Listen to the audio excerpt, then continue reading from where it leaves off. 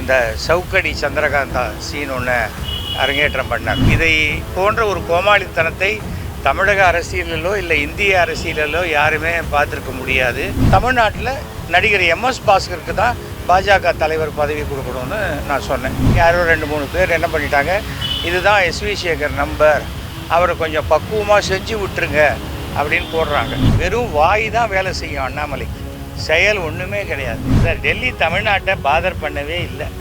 எவ்வளோ கை கழுவி விட்ட ஒரு மாநிலமாகத்தான் நான் நினைக்கிறேன் தமிழகத்தில். தலை மட்டும் சரியாக இருந்த போகிறது, சுற்றி இருக்கிற வால்லாம் சரியாக அப்படி தலைக்கு தலை ஆடிட்டு இருந்தாக்க அது வாய்ப்பே கிடையாது. ஆச்சு 3 தடவை முடிஞ்சு போச்சு. கடந்த 26ஆம் தேதி என்னுடைய பிறந்த நாள். அந்த பிறந்த நாள் அன்னைக்கு பாஜகவுடைய மாநில தலைவர் திரு அண்ணாமலை அவர்கள் அந்த சவுக்கடி சந்திரகாந்தா சீன் ஒன்று அரங்கேற்றம் பண்ணார். அது இதை போன்ற ஒரு கோமாளித்தனத்தை தமிழக அரசியலிலோ இல்லை இந்திய அரசியலிலோ யாருமே பார்த்துருக்க முடியாது. ஒரு பிரச்சனை, அந்த பிரச்சனைக்கு தீர்வு காணுவதற்கு முயற்சி செய்ய வேண்டுமே தவிர அதுக்கு நான் பொறுப்பேற்றுக்கிறேன் அப்படின்னு சொல்லி நான் சவுக்கால் அடிச்சுக்கிறேன் அப்படிங்கிறது ஒரு கோமாளித்தனம். அவர் ஒன்றும் தமிழ்நாட்டு டிஜிபியோ இல்லை சென்னை கமிஷனரோ கிடையாது. அவர் எதுக்கு அந்த பொறுப்பு ஏற்றுக்கணும்? ஒருவேளை அந்த குற்றவாளி அவருக்கு உறவா, இல்லை அவருக்கு தெரிஞ்சவங்களா, இல்லை ஒருவேளை அவர் இந்த குற்றம் தண்டிக்கப்பட்டோடனே அவரை பிஜேபியில் எடுத்துக்கலாம். ஏன்னா ஏற்கனவே 261 கிரிமினல்ஸ் இருக்காங்க. சரி, 262ஆவதையும் சேர்த்துக்கலாம் அப்படின்னு இருக்கலாம். ஆனால் ஒரு விமர்சனம் என்பது யாருக்கும் உண்டான உரிமை. அது தடம் தாழ்ந்து விமர்சிக்காமல் எல்லாம் விமர்சிக்கலாம். இந்த சவுக்கடி தான் ஒரு தலைவருக்கு தகுதியான ஒரு இடம் என்றால் தமிழ்நாட்டில் நடிகர் எம்எஸ் பாஸ்கருக்கு தான் பாஜக தலைவர் பதவி கொடுக்கணும்னு நான் சொன்னேன். அவர் தான் நல்லா ஆடிக்கினே சவுக்கால் அடிச்சுக்கிறார் ஒரு படத்தில், ரொம்ப சிறப்பாக பண்ணியிருப்பார். இதை என்ன பண்ணிட்டாங்க, என்னுடைய செல் நம்பரை கொஞ்சம் அளவு கடந்த அண்ணாமலை அடிமை யாரோ 2-3 பேர் என்ன பண்ணிட்டாங்க, இதுதான் எஸ்வி சேகர் நம்பர், அவரை கொஞ்சம் பக்குவமாக செஞ்சு விட்டுருங்க அப்படின்னு போடுறாங்க. அதாவது சோஷியல் மீடியா இருக்குது, என்ன வேணால் பேசலாம்ங்கிறத தாண்டி அடுத்தவருடைய தொலைபேசி எண்ணை அவர் அனுமதி இல்லாமல் போடுவது சட்டப்படி குற்றம். கொஞ்சம் ஆத்திரத்தில் புத்தி பேதலிக்கும் போது தவறுகள் நடப்பது சகஜமான ஒரு விஷயம். அதுக்கு பிறகு பார்த்தா எனக்கு சாதாரணமாக ஒரு நாளைக்கு 100-200 கால்ஸ் வரும். இதுக்கப்புறம் 1000, 2000, 3000ன்னு கால்ஸ் வருது. வாட்ஸ்அப்பில் வருது, இதில் வருது, வந்துக்கிட்டு இருக்கு. நமக்கு ரெகுலரான கால்ஸ் அட்டன் பண்ணவே முடியாத அளவுக்கு ஆயிடுச்சு.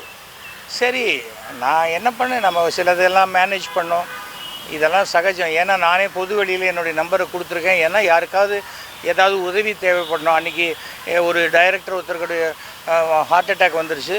எனக்கு ஃபோன் பண்ணி அவங்க ஒய்ஃப் சொன்னாங்க.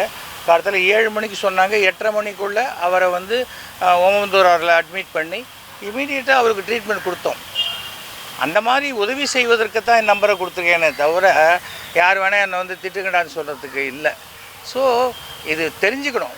ஒரு ரிட்டையர்டான வாலண்டரி ரிட்டையர்டான ஒரு போலீஸ் தலைமையில் நடக்கக்கூடிய ஒரு கட்சியில் இப்படி சட்ட மீறல்களை நான் பண்ணுவேன், உன்னால் என்ன பண்ண முடியும் பார்க்கலான்னா அதுக்கு உண்டான பிரதிபலன்களையும் எதிர்பார்த்து அவங்க தான் செய்யணும். இல்லை அதை அதுக்கு உண்டான தண்டனை இருந்தால் அந்த தண்டனையை அனுபவித்து தான் ஆகணும்.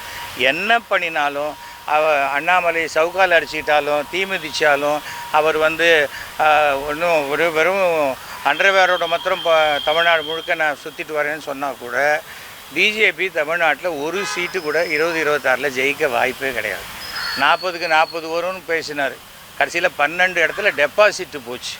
40 சீட்டும் வாஷ் அவுட் ஆச்சு. வெறும் வாய் தான் வேலை செய்யும் அண்ணாமலைக்கு, செயல் ஒன்றுமே கிடையாது. இதில் பேசினாங்க, ஒருத்தர் கூட பாஜக நிர்வாகி என்கிட்ட பேசலை. ஏன் இப்படி? ஏன்னா அவங்க எல்லாருக்கும் தெரியும் இவ்வளோ அபத்தமாக பைத்தியக்காரத்தனமாக இருக்கக்கூடிய ஒரு முட்டாள் தலைவனை போய் போட்டிருக்காங்களே நம்ம கட்சியில் அப்படின்னு.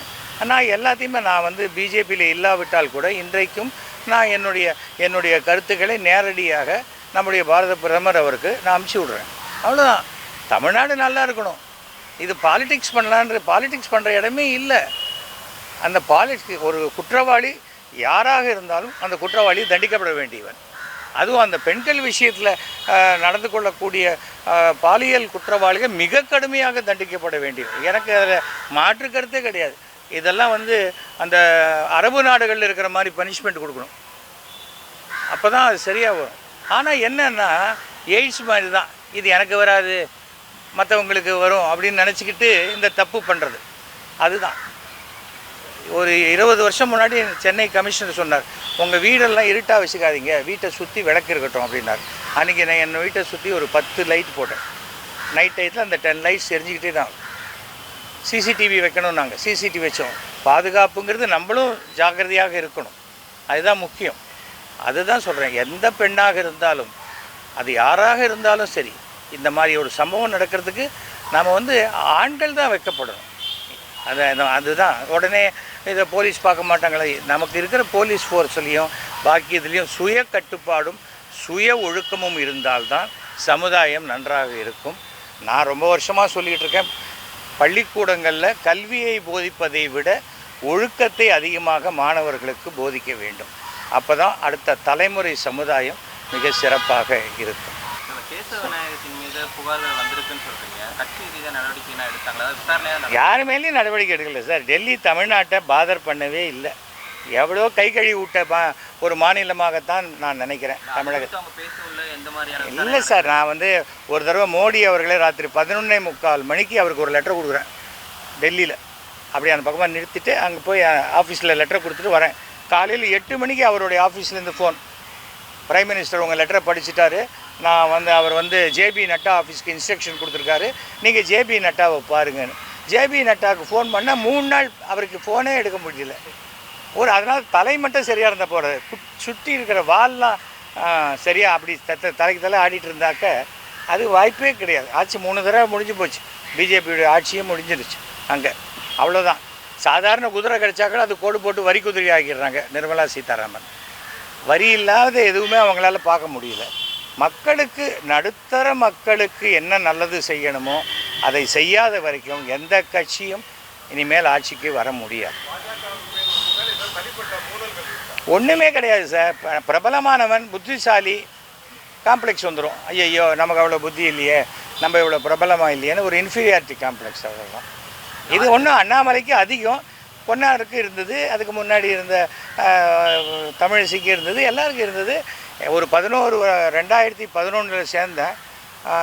ஷோ சொல்லி மோடி அவர்களை என்னை அழைத்து நான் சேர்ந்தேன். இன்னி வரைக்கும் என்னை சரியாகவே யூஸ் பண்ணிக்கல. எலெக்ஷன் வரும்போது இவங்க சொல்லுவாங்க அவரை பயன்படுத்திடாதீங்க, ஏன்னா ஒரு 100 நோட்டு எக்ஸ்ட்ரா வந்துருச்சுன்னா என்ன பண்ணுறது? ஆமாம், கவர்னரை பார்க்குறது என்ன சார், அவரும் ஃப்ரீயாக தானே இருக்கார், யார் கூப்பிட்டாலும் போய் பார்த்துடலாம். நான் கூட அவரை பார்க்கணுன்னு ஒரு தடவை கேட்டேன், பதிலே வரல. நான் உங்களை பார்க்கணுன்னு கேட்ட லெட்டரை நான் வாபஸ் வாங்கிக்கிறேன், இனிமேல் நீங்கள் உங்களை பார்க்க எனக்கு விருப்பம் இல்லைன்னு நானே திருப்பி பதில் போட்டேன். அதுக்கப்புறம் கேட்டாராம், அவர் யார் அவருன்னு கேட்டார். எனக்கு என்னதுக்கு கவர்னரை பார்த்து, நான் எனக்கு என்ன, சும்மா பல கவர்னரை பார்த்துருக்கோம், அது மாதிரி பார்த்துட்டு வரலாம், அவ்வளோதான். தான் இது மாதிரி நம்ம போகணும். அதுக்கு மேலே வேறு என்ன இருக்குது? என்ன ஃபங்க்ஷனுக்கு கூப்பிடுவாங்க, ஒரு டீ கொடுப்பாங்க, யாராவது ஒரு வீணை வாசின்னு இருப்பாங்க, அவ்வளோதானே. அதுக்கு மேலே அங்கே போயிட்டு என்ன பண்ண போகிறோம்?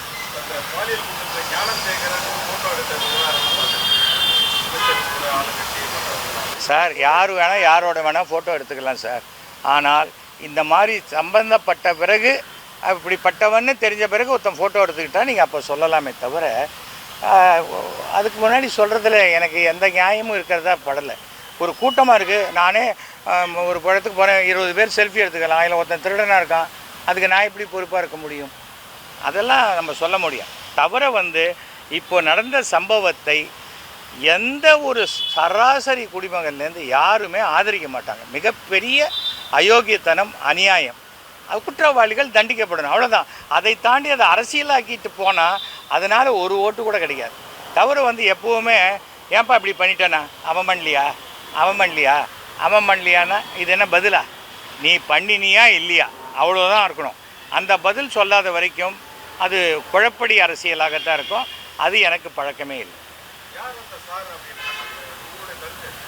கார்த்தால் வரும்போது கூட வணக்கம் சார்னா, சார்னு என்னை கூப்பிடாது ஏன்னு சொல்லிட்டு வந்தேன், அவ்வளோதான். யார் அந்த சாராக இருந்தால் எனக்கு என்ன சார்? போலீஸ் ஒரு விசாரணை நடத்திக்கிட்டு இருக்காங்க. அதுக்கு முதல்ல நடுவில் நம்ம ஏன் இன்வெஸ்டிகேட் பண்ணோம்?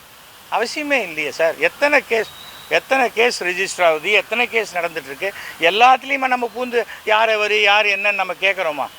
இதே அரசியலாக்கணும் இல்லை பரபரப்பாக்கணும் அப்படிங்கிற எண்ணத்தில் வேணால் சொல்லலாமே ஒழிய, இது வந்து இன்னொருத்தருடைய அவருடைய கடமைகளை நம்ம இன்டர்ஃபியர் பண்ணுற மாதிரி தான் நான் நினைக்கிறேன். நேற்று அதிமுக ஐடிவிங் பண்ணதுக்கு அண்ணாமலை ஆதரிச்சிருக்காரு. அப்போ அதிமுகவும் அண்ணாமலைக்கிட்ட எந்த பவரும் கிடையாது சார். அண்ணாமலையே இன்னும் ஒரு மாதம் இங்கே அதிகமாக இருந்தால் ஜாஸ்தின்னு நான் நினைக்கிறேன். இல்லை விருப்பப்படுறேன்னு வச்சுக்கோங்க, எப்படி வேணால் இருக்கலாம். அவருக்கு இந்த ரெய்டு வந்துருச்சு, அவர் உறவுக்காரங்களுக்கெல்லாம். அந்த ரெய்டை மறைக்கிறதுக்காக போட்டப்பட்ட நாடகம் தான். மாரிதாஸ் அவர்களுடைய இதை பார்த்திங்கன்னா தெரியும். சுமார் 60 கோடி ரூபாய் மதிப்புள்ள நிலத்தை 45 லட்ச ரூபாய்க்கு வாங்கப்பட்டது. அப்புறம் வந்து செங்கல் சூளைன்னு சொல்லி அங்கே வந்து கிரானைட்டு தோண்டி எடுக்கிறாங்க. 240 கோடி ரூபாய் வரி ஏய்ப்புக்காக மாட்டியிருக்காங்க. அப்புறம் 10 கோடி ரூபாய் சீட்டு வந்து 10ஓ 20ஓ நடத்தியிருக்காங்க வெறும் வெள்ளை பேப்பரில் வச்சு. இந்த மாதிரி பல விஷயங்கள். இது எல்லாமே இங்கே திண்டுக்கல்லில் தெரியுதுன்னா டெல்லிக்கு தெரியாத இருக்குமா?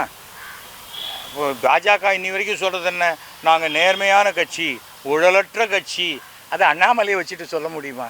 ஒரு கவுன்சிலர் கூட ஆகாத ஒருத்தருக்கு இத்தனை பணம் வந்ததுக்குன்னா மாரிதாஸ் போட்டிருக்காரு. அதைத்தான் நான் படித்தேன். எனக்கு என்ன இருக்குது? அண்ணாமலை சம்பாதிக்கிறாரு, அண்ணாமலை மாட்டிக்கிறாரு, எனக்கு என்ன, எந்த விதத்துலேயும் இல்லை. அதுக்காக நான் என்ன சொல்ல வரேன், சரியான சாதாரணமாக எல்லாரும் சராசரிக்கும் கீழே இருக்கக்கூடிய அரசியல்வாதி பண்ணுற அரசியலை பண்ணினா தமிழ்நாட்டில் பாஜக வளராது. தமிழகம் தமிழகத்தையே ஒதுக்கிடுச்சு. ஆமாம்,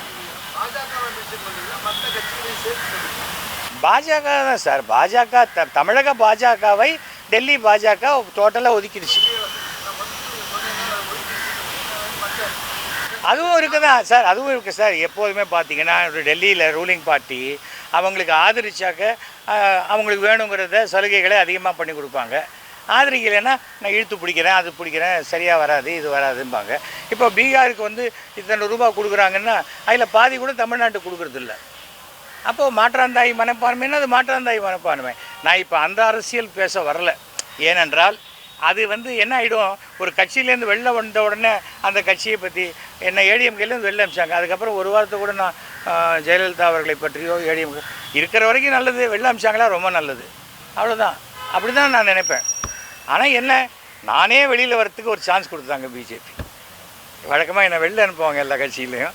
இந்த கட்சியில் ஒரு சான்ஸ் கொடுத்தாங்க. ஏன்னா இவர் 5 தடவை டெல்லி போய் என்னை எப்படியாவது எடுக்கணும் தலைகீழாக நின்று தண்ணி குடித்தார். உன் வேலையை நீ ஒழுங்காக பாருன்னு சொல்லி அனுப்பிச்சிட்டாங்க. என்னுடைய மெம்பர்ஷிப்பு அந்த டியூரேஷன் முடிஞ்சு போச்சு. மோடி அவர்களுக்கு ஒரு 8 பக்கம் லெட்டரை எழுதியிருக்கேன். பதில் வந்தால் ஓகே, கூடியில் விட்டால் கூடிய விரைவில் நான் மோடிக்கு என்ன லெட்டர் எழுதினோ அதை நான் பத்திரிகை வாயிலாக மக்களுக்கு சொல்லிவிடுவேன். இப்போ சார் என்ன இருக்குது, ஒரு வாரத்தில் சொல்லிடுவேன். ஆமாம் சார், நான் 300 கோடி ரூபா வேலை நடந்தது, ஒரு பைசா கூட கமிஷன் வாங்கலை. எனக்கு கொடுத்த ஃபண்டு முழுக்க நான் நிறைவேற்றினேன். எங்கள் வீட்டுக்கு பக்கத்தில் ஒரு ஷட்டில் கோர்ட்டு 3 கோர்ட்டு போட்டேன். இப்போ டெய்லி 400 குழந்தைகள் விளையாடி கொண்டிருக்கிறது. அது மாதிரி என்னென்ன உண்டோ மக்களுக்கு எது தேவையோ அதுதான் பண்ணேன். ஒரு பைசா நான் எங்கேயாவது கமிஷன் வாங்கினா யாரையாவது சொல்ல இல்லை. அதுதான் எனக்கு பெருமை, அது போதும். ஏன்னா கடவுள் நான் பண்ணுற தொழில் மூலமாகவே எனக்கு நல்ல வருமானத்தை கொடுத்துருக்கேன். அதுக்கு மேலே என்ன இருக்குது? நான் என்ன சொல்கிறேன், அரசியல் வந்து அயோக்கியர்கள் புகலிடம்னு வரக்கூடாது. அரசியலுக்குள்ளே வந்தால் சம்பாதிக்கணும் அப்படின்னு வரக்கூடாது. மக்களுக்கு நல்லது செய்யணும்னு வந்தால் அவங்க நல்ல பேர் எடுப்பாங்க. நல்லகண்ண ஐயாவை பார்த்துட்டு வந்தேன், நமஸ்காரம் பண்ணிட்டு வந்தேன். உங்களை போன்று தான் நானும் இருக்க முயற்சி பண்ணுறேன் சார், என்னை ஆசீர்வாதம் பண்ணுங்கன்னு சொல்லிவிட்டு அவருக்கு நமஸ்காரம் பண்ணிவிட்டு வந்தேன். அவ்வளோதான். நமக்கு நல்லவர்களைத்தான் நம்ம ஒரு எடுத்துக்காட்டாக பார்த்துக்கணும். அண்ணாமலை போன்ற ஆட்கள் எல்லாம் எடுத்துக்காட்டாக பார்த்துட்டா சமுதாயம் உருப்படாது போயிடும்.